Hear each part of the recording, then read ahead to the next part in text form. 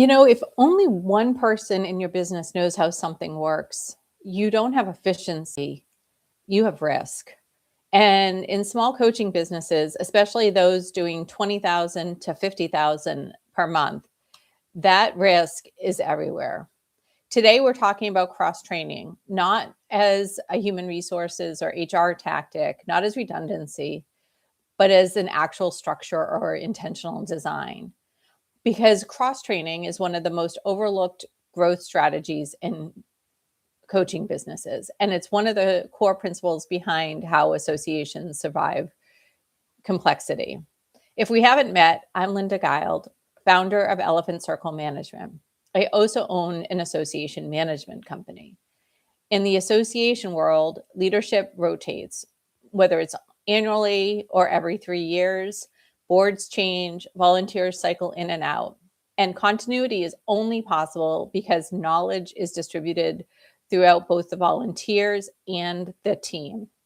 And it's through that lens that I look at coaching companies. And what I often see is that there's single points of failure everywhere.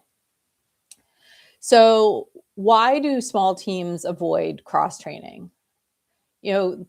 If we look at why cross training doesn't happen in small coaching businesses, the leader and the founder think we're lean, we can't afford overlap. We've hired a VA or we've hired an individual for this role. It's faster if one person just owns it and does the work.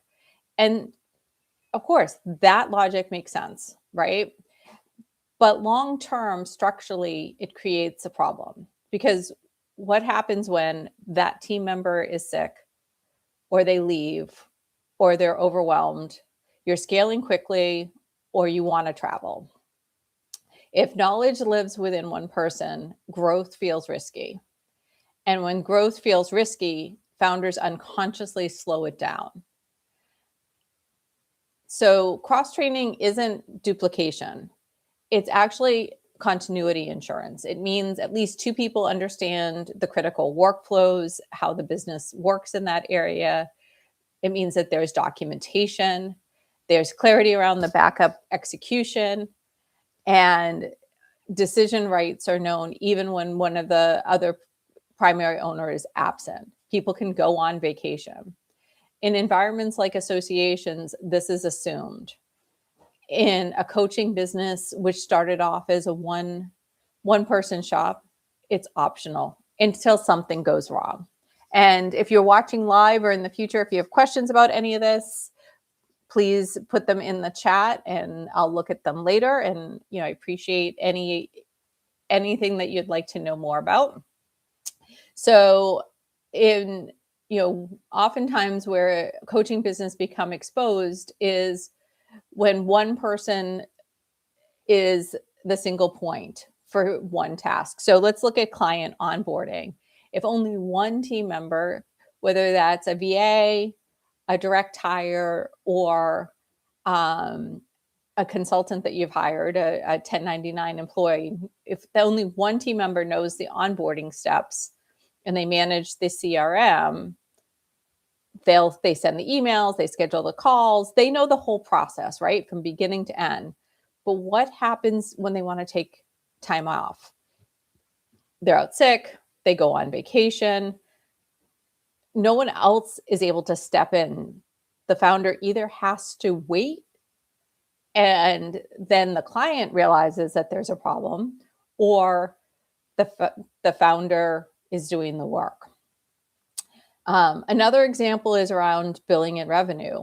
When one person's handling the invoices and payment tracking, if there's a problem, it will go back to the founder. That's not a system. It's dependency. And when we look at it through the lens of good practices, when in the association world, very often associations have internal audits. They bring in a CPA, what's known as a 501c3. They have to do this annually. So part of what they look at is separation of duty. Who else knows how to do these items, and how is it documented? So it's actually built into a good structure and strong processes for what's called Sarbanes-Oxley. And these are principles that are used in the for-profit world all the time as well. Another area is delivery workflows, especially around technology. If only one person knows how to update the website, or how reporting is handled, or program access is granted, then when, again, that person's not available, or they can be there, but if there's competing priorities, no one else can step in and pick up the slack. So I look at it and say, okay, you have a launch. The same person is developing the website, creating the landing pages for that. And then another piece needs to be handled. No one can actually help them with that. And it becomes a problem.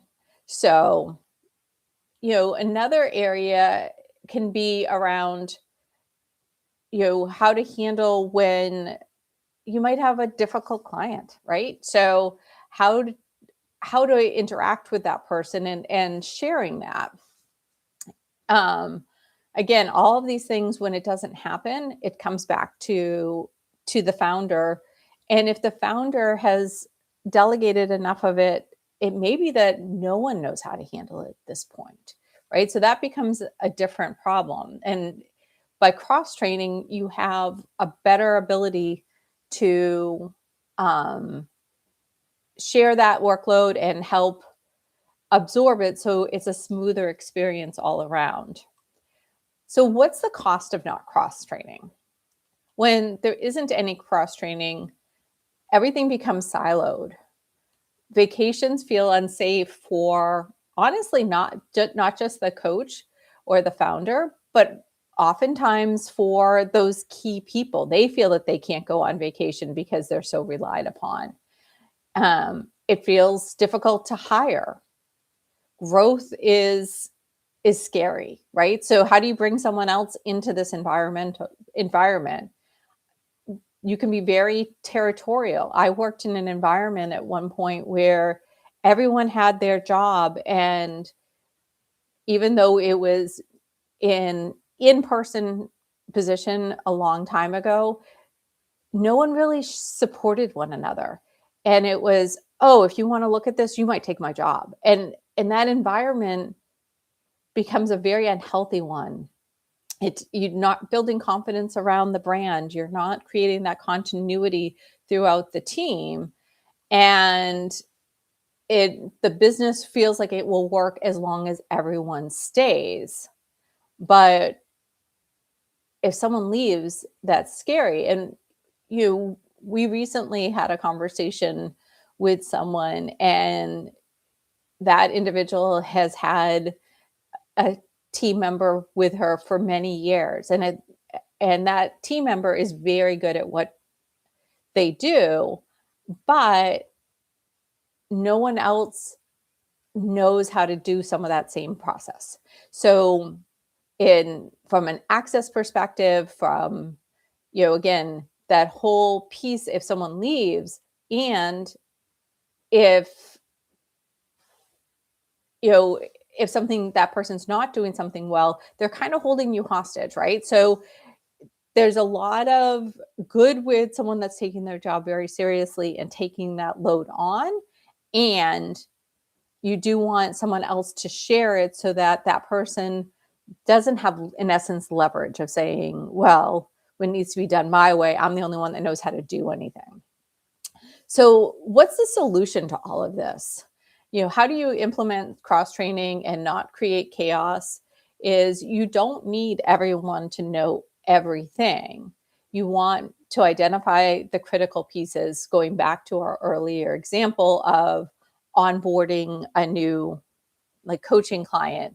How does that work? So where you're going to ask yourself, if this person were not available tomorrow, what workflows, if they weren't to be handled, where would the revenue stall? Start there. So the areas are onboarding, oftentimes billing. If you're not billing your clients, you're not getting paid. Client communication and access to calendars, access to the emails. Where is that information? The offers that are out there, most coaches are on some sort of social media doing lives like I'm doing right now or something like that. And who's responsible for going in and creating the making sure that the offers in there, that the links to the landing pages, etc., are there. Your customer relationship management program, your CRM, who has access to that? Who is making sure that not just the billing, but oftentimes with coaches, people have signed up for certain programs, whether it's a group coaching program or they're doing one-on-one for a certain period of time. Someone needs to be managing that process, communicating with the client, communicating with the coach to say, okay, this person's up for renewal. Do we want to renew? What's going to happen? What's the process, etc.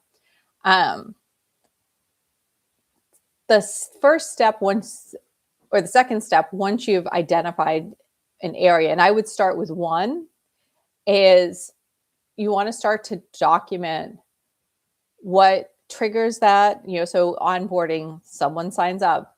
What are the steps involved with bringing them on board? What communications? Who owns which step? Where is it? Keep it simple. One page or a video that walks someone through that information that everyone can find is great. You assign someone else to know this information. Not everyone on the team needs to know it, but definitely you have the primary person whose day-to-day job it is, and then they know who the secondary owner is, so that they can also, as I said earlier, there may be times that they back each other up when workloads become uneven within the week or the month. You want to test, does your documentation make sense? So you want to test it and find where there's gaps. But part of this too is people grow when they're actually sharing information and training someone else.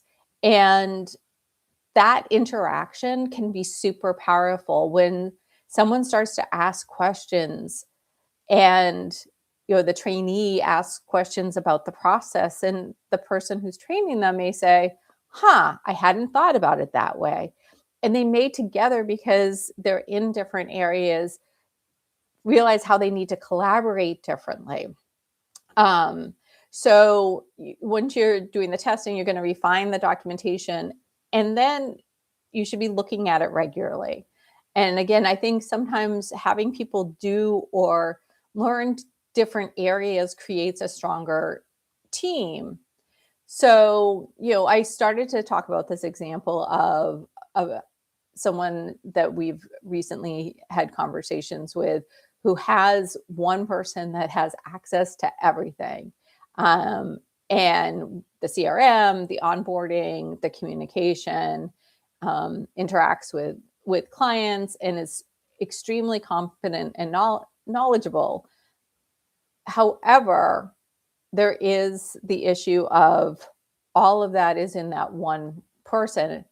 And does anyone else now have access over time? So, what they're working on is cross-training and documentation, so that it doesn't just rely in one person's hands, so that it becomes less,